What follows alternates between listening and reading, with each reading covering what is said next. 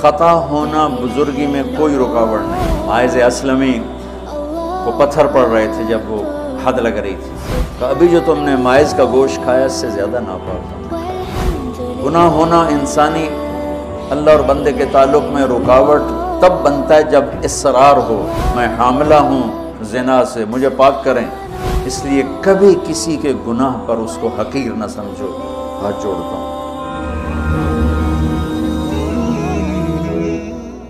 انہو من یتقی، وہ انسان ہی نہیں جس سے خطا نہ ہو، اور پھر وہ انسان ہی نہیں ہے جو خطا پہ شرمندہ نہ ہو، پھر وہ شیطان ہے۔ خطا ہونا بزرگی میں کوئی رکاوٹ نہیں۔ صحابہ کی خطاؤں کو اللہ نے قرآن میں ذکر کیا، صحابہ سے ہر بڑے سے بڑی خطا ہوئی، اس میں ایک پیغام تھا کہ اتنے بڑے مقام والے سے بھی خطا ہو سکتی ہے اور اللہ کے تعلق میں کوئی کمی نہیں آ سکتی۔ توبہ۔ ماعز اسلمی کو پتھر پڑ رہے تھے جب وہ حد لگ رہی تھی، تو دو آدمی آپس میں باتیں کر رہے تھے، دیکھو اچھا بھلا اس پر پردہ ڈال دیا تھا اللہ کے نبی نے، یہ خود ہی اپنے آپ کو ذلیل کر کے آ گیا۔ تو جب وہ ان کا انتقال ہو گیا اور وہاں سے واپس ہوئے تو راستے میں ایک گدھا مرا پڑا تھا، تو آپ نے کہا ان دو آدمیوں کو بلاؤ، وہ دونوں آ گئے۔ آپ نے فرمایا اس کا بیٹھ کے گوشت کھاؤ۔ یا رسول اللہ، یہ آپ کیا فرما رہے ہیں؟ ناپاک، حرام، مردار۔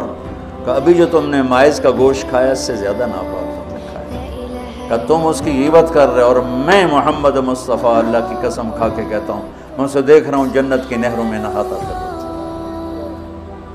گناہ ہونا انسانی اللہ اور بندے کے تعلق میں رکاوٹ تب بنتا ہے جب اصرار ہو، کرتا ہی جائے کرتا ہی جائے، اس لیے کبھی کسی کے گناہ پر اس کو حقیر نہ سمجھو۔ ہاتھ جوڑتا ہوں، کسی کو حقیر، کسی سے نفرت، اپنی نیکی کے تکبر سے بچو۔ اللہ کی قسم، نیکی کا تکبر پیسے کے تکبر سے بھی زیادہ خوفناک ہے۔ ہم ایسے، ہم ایسے، تم ایسے، تم ایسے۔ اور امرأہ غامدیہ رضی اللہ تعالیٰ عنہا سے برائی ہو گئی، حاملہ ہو گئیں، اور ان پر قربان جائیں سبحان اللہ کے نبی کے پاس آئیں، میں ماعز کی طرح نہیں ہوں کہ آپ کہیں جا تو نے کوئی نہیں کیا، میں حاملہ ہوں زنا سے، مجھے پاک کریں۔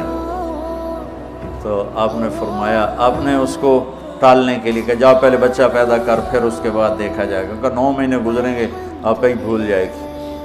وہ 9 مہینے بعد پھر آ گئی کہ مجھ سے گناہ ہوا ہے، یہ میرا بچہ پیدا ہو گیا ہے، اب مجھے پاک کریں۔ آپ حیران ہو گئے اس کے اس اندر کے بے قراری پر۔ آپ نے پھر دوسرا حیلہ اختیار فرمایا، آپ نے فرمایا بچے کو دودھ پلا 2 سال، جب یہ روٹی کھانے کے قابل ہو جائے پھر آنا، پھر حد لگائیں گے۔ 2 سال اس نے دودھ پلایا، اور ایک دن چشم فلک نے دیکھا کہ ایک عورت بچے کو انگلی سے پکڑ کے لا رہی ہے، اور اس بچے کے دوسرے ہاتھ میں روٹی ہے اور وہ کھا رہا ہے، اور آ کر کہتی ہے یا رسول اللہ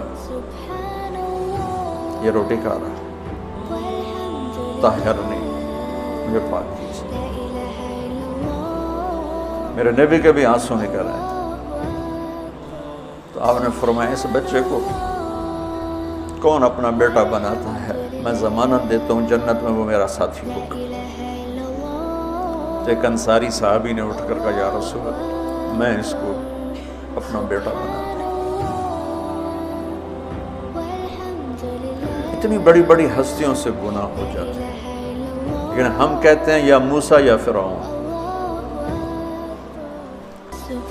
جو ایک احمقانہ شعر ہے، دورنگی چھوڑ دے یا کرنگ ہو جا، سراسر موم ہو یا سنگ ہو، یا کسی بیوقوف شاعر نے یہ شعر کہا۔ ان پر حد لگی تو خون کا کہ چھینٹے حضرت خالد پر جا کے پڑے، تو انہوں نے کو 2-4 لفظ سخت کہہ دیا۔ آپ نے فرمایا خالد ایسا مت کرو، اس بچی نے وہ توبہ کی ہے، پورے مدینے پہ تقسیم کروں سب کی بخشش ہو جائے۔ انہو من یتق، بڑے سے بڑے سے بھی ہو جاتا ہے۔ سارعوا الی مغفرۃ من ربکم وجنۃ عرضها السماوات والارض اعدت، بولو للمتقین۔ کون ہیں؟ الذین ینفقون فی السراء والضراء، جو تنگی اور فراخی میں خرچ کرتے ہیں، والکاظمین الغیظ جو غصے کو پیتے ہیں، والعافین عن الناس جو لوگوں کو معاف کرتے ہیں، واللہ یحب المحسنین اللہ احسان کرنے والوں کو پسند کرتا ہے۔ اب آگے بھی تقوی والے ہی آ رہے ہیں۔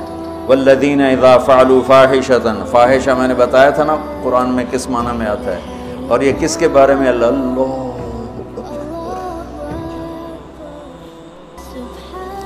میرے رب، تو نے اتنی گنجائشیں دی اور تیرے بندوں نے جہنم ہی واجب کر دی تیرے بندوں۔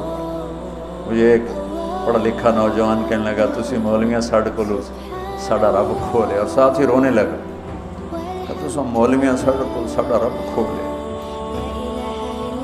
Dry جاندن dry جاندن dry جاندن۔ والذین اذا فعلوا فاحشۃ، یہ بھی تقوی والے ہیں، او ظلموا انفسهم، یہ بھی تقوی والے ہیں، ذکروا اللہ فاستغفروا لذنوبہم ومن یغفر الذنوب الا اللہ ولم یصروا علی ما فعلوا۔ یہاں آ کے جدا ہو گیا، متقی اور فاسق جدا ہو گیا کہ متقی بھی یہ سارے گناہ کر سکتا ہے لیکن وہ چھوڑ دیتا ہے، اصرار نہیں کرتا، روتا ہے، معافی مانگتا ہے، اور جو بدماش ہوتا ہے وہ کرتا جاتا ہے، وہ کہتا ہے ویکھی جائے گی ویکھی جائے گی۔ تو جنت میں جانے والوں کے بارے میں میرے رب کا قرآن یہ کہہ رہا ہے، ہم ایسی احمقانہ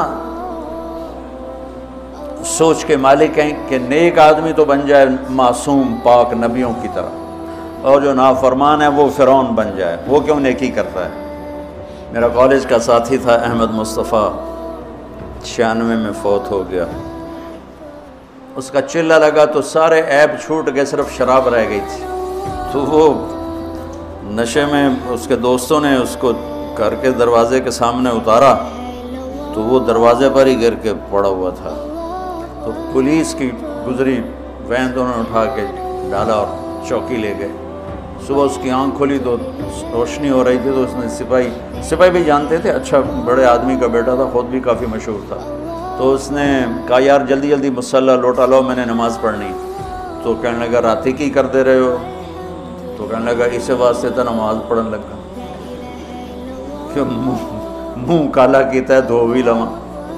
اور ہمارا کیا تصور ہے، تیری روٹی حرام، تجھے نمازوں کا کیا فائدہ، تو داڑھی منڈاتا ہے، تیرا کیا دین ہے، تیری شکل ہی کافروں جیسی ہے، تیرا کیا دین ہے۔